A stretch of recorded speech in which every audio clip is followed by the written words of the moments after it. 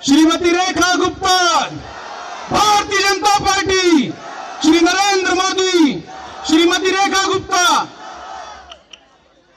ये जो भाई लोग बीच में खड़े हैं ना, कोई वीडियो बना रहे हैं, तुम भी बैठ जाओ, मुझे मेरी बहनें दिख नहीं रही। बैठ जाओ, ये बहनें दिखनी चाहिए। कैमरा पर्सन भी कैमरा लगा के थोड़ा बैठ जाओ भैया। इतनी देर से सारे काम काज छोड़ के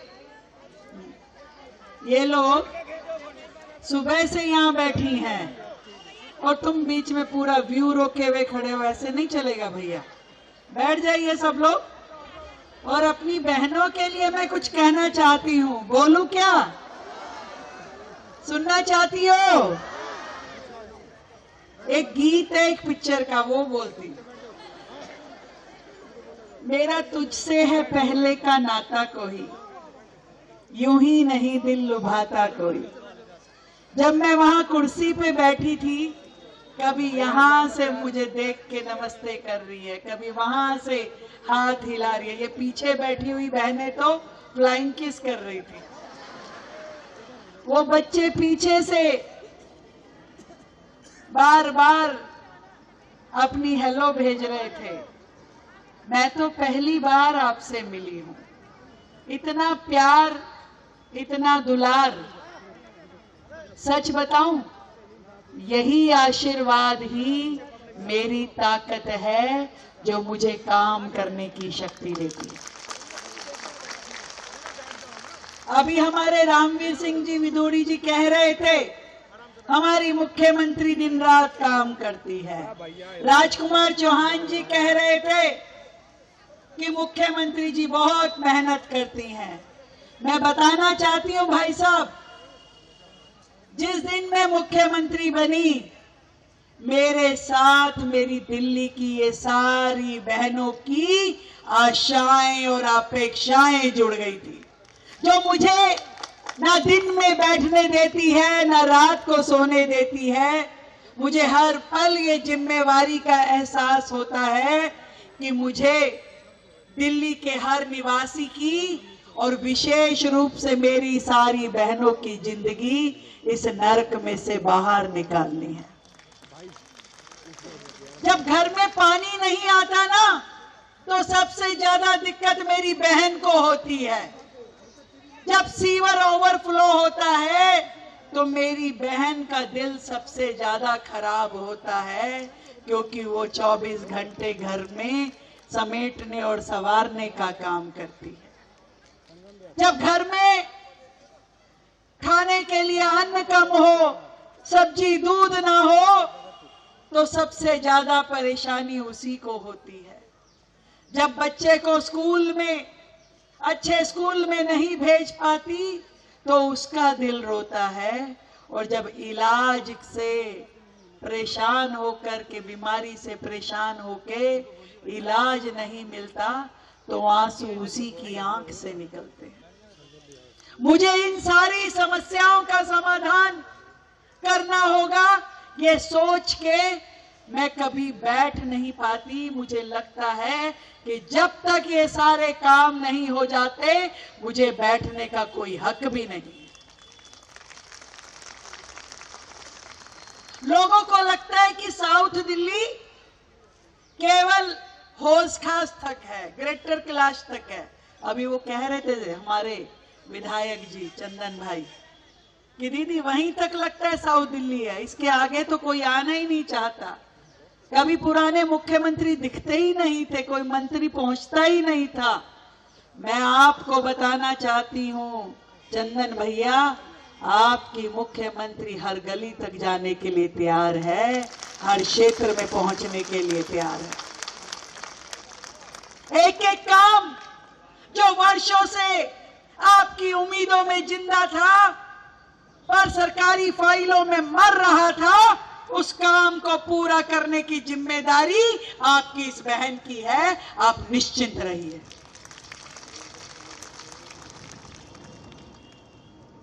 मुझे अफसोस होता है कि पिछली सरकारें, चाहे वो कांग्रेस की 15 साल की सरकार थी, चाहे आम आदमी पार्टी की 11 साल की सरकारें थी, वो हमारे संगम विहार जैसे अनेकों क्षेत्रों में पानी की पाइपलाइन नहीं पहुंचा सकी। दिल्ली को, आधी दिल्ली को टैंकरों पे जिंदा रहना पड़ा। मैं पूछना चाहती हूं क्यों? 11 साल 15 साल कम नहीं होते, ना उनके पास फंड कम था। आज कहां से 110 करोड़ के काम इस संगम विहार विधानसभा में लग रहे हैं? मैं पूछना चाहती हूं। वही सरकारी फंड है, वही काम है, पर उनकी कराने की नीयत नहीं थी। जिस नीयत को आज आप लोग देख रहे हैं, जिस दर्द को आज आप हमारे सीने में महसूस कर रहे हैं, ये दर्द नहीं था। मैं देख रही थी, मोबाइल पे वीडियो चल रही थी किराड़ी विधानसभा की। भाई साहब, किराड़ी में सीवर का पानी बह रहा है, घरों के आगे गंदा पानी खड़ा है, लोग परेशान हैं, बच्चे स्कूल जाते हुए गंदे पानी में से निकल रहे हैं, बुजुर्ग दुखी हैं। तो आप पार्टी के नेता लोग आ गए सफेद टोपी पहन के और गाली दे रहे हैं, ओ देखो ये काम नहीं हो रहा, देखो काम नहीं हो रहा, रेखा गुप्ता ने ये नहीं किया।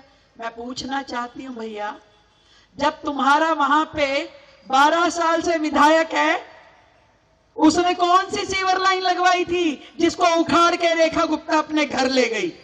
लगवाता ना, क्यों नहीं लगवाई? क्यों नहीं पानी की पाइपलाइन डलवाई, सीवर की पाइपलाइन डलवाई?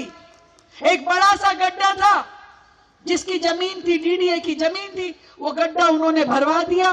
तो विधायक जी कह रहे, बताओ हमारा सीवर का पानी सारा इस गड्ढे में जाता था, सरकार ने गड्ढा भरवा दिया। अरे शर्म आनी चाहिए। जो काम तुम्हें करना चाहिए था सीवर लाइन डलवाने का, आपने वो काम नहीं कराया। नाले नाली बनवाने का काम नहीं कराया।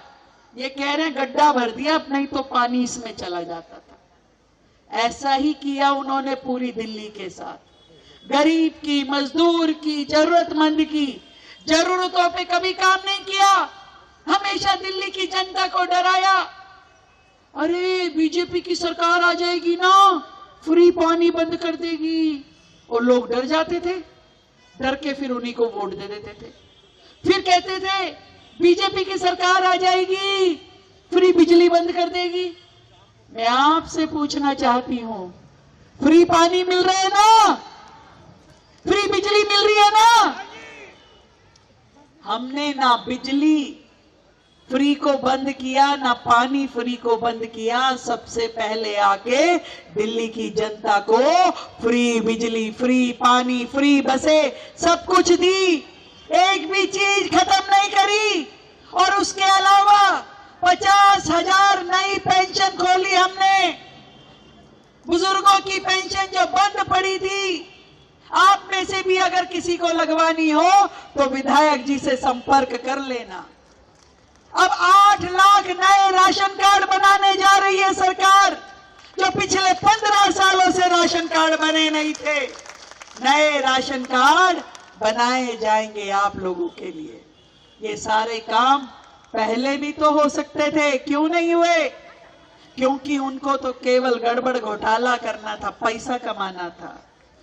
हमें केवल आपका प्यार कमाना है, आपका आशीर्वाद कमाना है।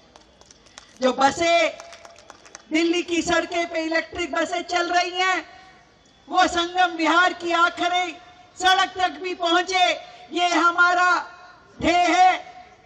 यहां पर भी अच्छे स्कूल खोले जाएं, शादी ब्याह के लिए चौपाल बने, पानी की पाइपलाइन डले, सीवर की लाइनें डले। इस काम को हम करना चाहते हैं, इसीलिए 100 करोड़ से ज्यादा का फंड आपके विधायक को दिया है। और ये विधायक और सांसद मिलके ना भैया, ये बहुत दोनों होशियार है। दिखने में भोले भाले लगते हैं। ये आ जाते थे, राजकुमार जी ये आते थे, फोन आता था सांसद जी का, दीदी एक कप चाय पीनी है। मुझे क्या पता चाय इतनी महंगी पड़ेगी। कभी वो चाय 10 करोड़ की होती थी, क्योंकि आते थे फाइल लेकर के ऐसे, फिर कहते थे ये 4 फाइलें साइन कर दो, ये पानी की पाइपलाइन की है, ये सीवर की लाइन की है, ये सड़क बनाना है। फिर वो चंदन भैया आ जाते थे, ये चौपाल बनानी है, ये यूजीआर बनाना है। पर मुझे आज आप सबके बीच में आके इस बात की खुशी है कि वो पैसा सही जगह लग रहा है, सही काम हो रहा है। और आज कहना चाहती हूं भैया, और जितना फंड चाहिए ले लो, कोई कमी नहीं छोड़ूंगी। पर कोई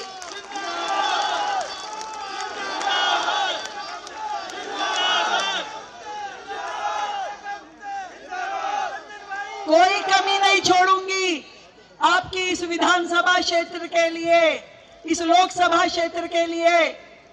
परंतु मेरा केवल इतना कहना है, सारी सड़कें बनवानी पड़ेगी, एक भी छोड़ना नहीं भैया।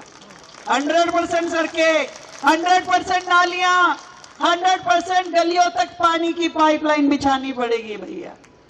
और पूरे क्षेत्र तक पानी पहुंचे, इसके लिए यूजीआर के लिए फंड देना, वो भी मेरा काम है। हाँ बेटा, अभी नहीं आ रहा, ठीक कह रहे हो, वो कह रहा है पानी नहीं आ रहा आंटी, अभी नहीं आ रहा है, अभी आएगा, क्योंकि काम होना तो अब शुरू हुआ है ना। आज तक तो यहाँ क्षेत्र की जनता दुखी रहती थी, परेशान रहती थी, डरती रहती थी। आज जो सरकार आई है, जब आपकी बहन को आपने मुख्यमंत्री बनाया, जब भाई को विधायक बनाया, बड़े भाई को सांसद बनाया, तब जाकर के तो हमारे क्षेत्र की किस्मत बदली है। अब काम होने शुरू हुए और एक भी काम रुकेगा नहीं भैया। संगम बिहार वालों समझ लो, हर काम होगा।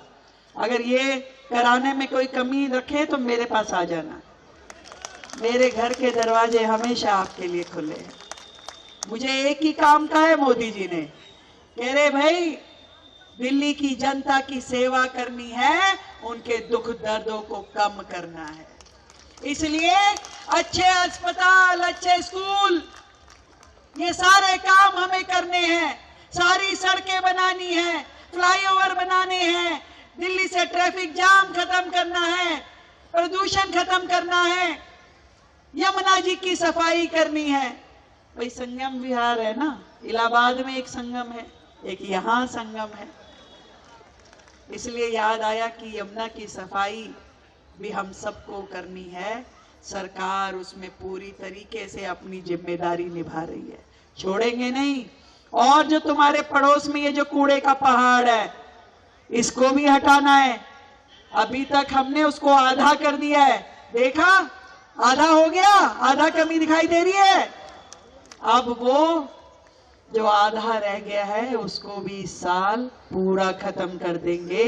और फिर आप लोग तय करना कि उस कूड़े के पहाड़ की जगह आपकी सुविधा के लिए क्या बनाना है, ये आप खुद तय करके मुझे बताना।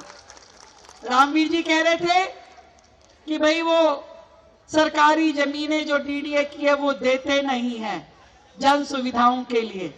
मैं रामवीर जी आपको कह रही हूं, आप हाथ रखिए, कौन सी जमीन पे आप क्या बनाना चाहते हैं, जमीन लाके देना आपकी इस बहन का काम है। आप बिल्कुल चिंता मत कीजिए। अब दिल्ली में सरकार भारतीय जनता पार्टी की है, ना जगह की कमी होने दूंगी, ना फंड की कमी होने दूंगी। मालूम है ना भारतीय जनता पार्टी का चिन्ह क्या है? कमल का फूल। और कमल के फूल पे कौन विराजमान होती है? तो कभी धन की कमी हो सकती है क्या? तो होने भी नहीं दूंगी, चिंता मत करो। आप सबके सारे काम होंगे। एक एक इच्छा जो आपकी है, जो आशा सरकार से है, उन सब को पूरा करेंगे।